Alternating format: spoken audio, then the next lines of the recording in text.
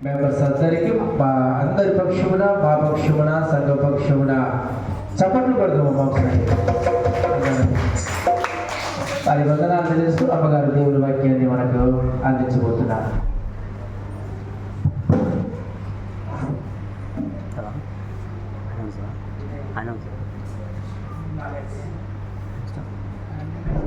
దేవుని స్తోత్రం, హల్లెలూయా, దేవుని స్తోత్రం, దేవుని స్తోత్రం.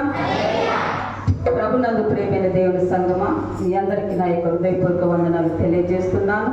ఈ అవకాశం ఇచ్చిన మన చేరిమనయ్య గారికి, మన అయ్య గారికి వందనాలు చెల్లిస్తున్నాను. నా తోటి సేవకులకు, అమ్మగారికి కూడా నా హృదయపూర్వక వందనాలు తెలియజేస్తున్నాను.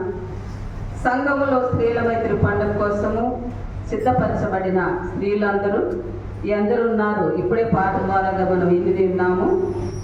స్త్రీల మైత్రి సంఘంలో ఎందుకంటే మన ఈ పాస్టెట్లో ఉన్న సంఘాలు చాలా చిన్నవి కనుక స్త్రీలు కొద్ది మందిగా ఉన్నారు కనుక కొద్దిసేపు వాక్యాన్ని ధ్యానించుకుందాం, దేవుని నామాన్ని గణపరచుదాం, దేవుడి వాక్యంలోకి మనం అందరము వెళ్దాం.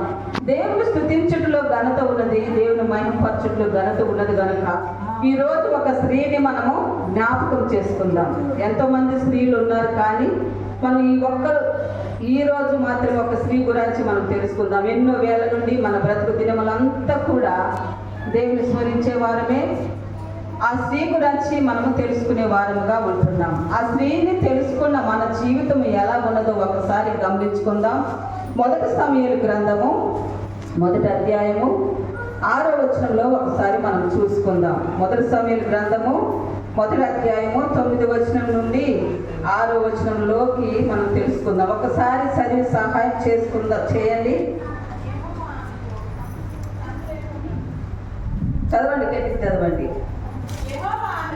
యెహోవా ఆమెకు సంతు లేకుండా చేసి ఉన్న హేతువును బట్టి ఆమె వైర్యము గలదే. చదవండి.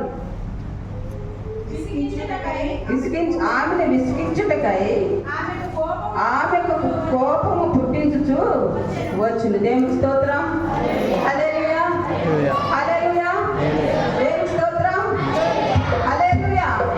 మనమందరం లేచి ఒకసారి వాతావరణం కొరకు మన స్త్రీల మైత్రి పండగకి మంచిగా జరగాలని ఆశపడుతున్న బిడ్డలు అందరం కలిసి కొద్దిసేపు దేవుని మహిమపరుస్తాం.